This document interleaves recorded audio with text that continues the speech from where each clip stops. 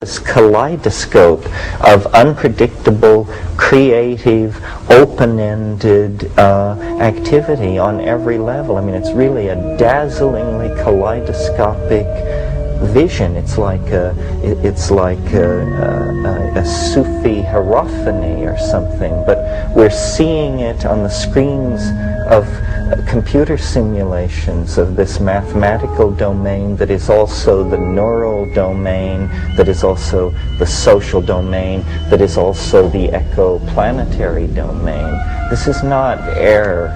This is not mysticism. This is the real facts of how it is, how the world fits together. It fits together through the infusion of its invisible soul.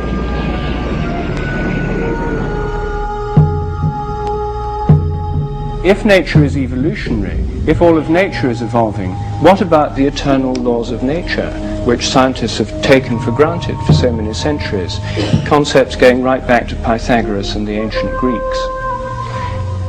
Were all the laws of nature there before the Big Bang? Well, if they were there before the Big Bang, where could they possibly be? There was nowhere to be, there was no universe. So if the laws of nature were all there before the Big Bang, then they must be non-physical, idea-like entities dwelling in some kind of permanent mathematical mind, be that thought of as the mind of God or just the mind of a kind of disembodied mathematician. They were thought to be permanent and all there before the universe. This assumption is still held by most of our modern cosmologists. It's something that physicists have not yet begun to question seriously. But as you can see, it's like an idea that's had the carpet taken from under it. It's sort of hanging over an abyss. Because there's no real reason why we should assume the laws of nature are permanent in an evolving universe. If the universe is evolving, then the laws of nature could be evolving as well. And in fact, the very idea of the laws of nature may not be appropriate.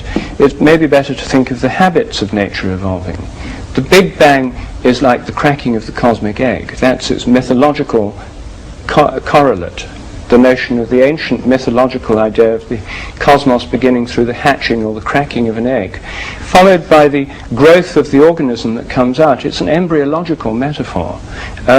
And we now have a kind of developmental model of the whole universe. It's like a developing organism. It's not like a machine at all anymore.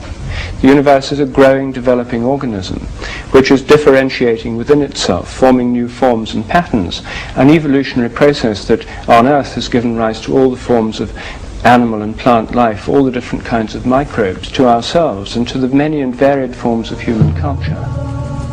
A theory of evolutionary habits demands a theory of evolutionary creativity. How can we understand the creativity that's given rise to new ideas, to Beethoven's symphonies, to theories in science, to new works of art, to new forms of culture, to instincts in birds and animals, to the forms of flowers and plants and leaves, to the many kinds of rocks and crystals, and to all the forms of galactic and stellar and planetary organization? What kind of creativity could underlie all those processes? One is the materialist view that says the whole thing is entirely due to blind chance, that there's nothing but a kind of darkness of blind material processes going on, and then by blind chance new things happen.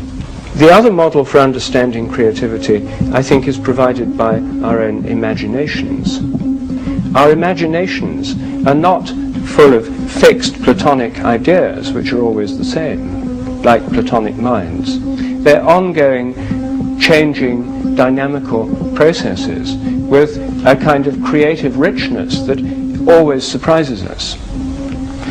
So the question is, if nature is alive rather than dead, if the universe, if the earth have a kind of mind or soul of their own, if living organisms are in some sense mind-like, or if there's a mind-like process at work in nature, then how does it express its creativity?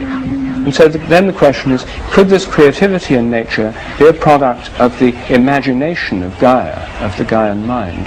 Could it be a product of the cosmic imagination? could there be a kind of imagination working in nature which is similar to our own imaginations? Could our own imaginations be just one conscious aspect of an imagination working through the whole natural world, perhaps unconsciously as it works underneath the surface of our dreams, perhaps sometimes consciously? And could this ongoing imagination be the basis of evolutionary creativity in nature, just as it is in the human realm? Set her on down. Hello, Houston. Suite 16 has arrived. How would it be, or is it credible that perhaps what the universe is a kind of system in which more advanced forms of order actually influence previous states of organization? This is what is emerging in Ralph Abraham's work with the chaotic attractors. They are attractors. That means that they exert influence on less organized states and pull them toward some kind of end state.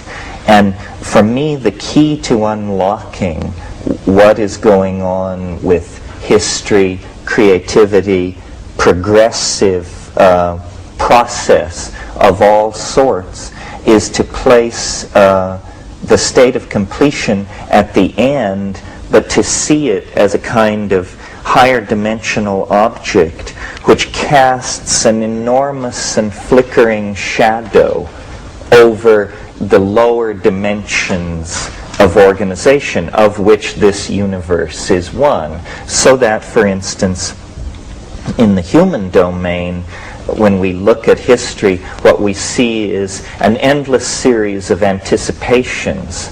The golden age is coming. The Messiah is immediately around the corner. Great change is soon to be upon us. These are intimations of change. It's almost as though the transcendental object that is the great attractor in many, many dimensions throws out images of itself which filter down through these lower dimensional matrices and actually are the basis of the appetition of nature for greater expression of form, the appetition of the human soul for greater immersion in beauty, the appetition of human history for greater expression of complexity. So when I think about these terms, chaos, creativity, imagination, I see them, it's like a three-stroke engine of some sort.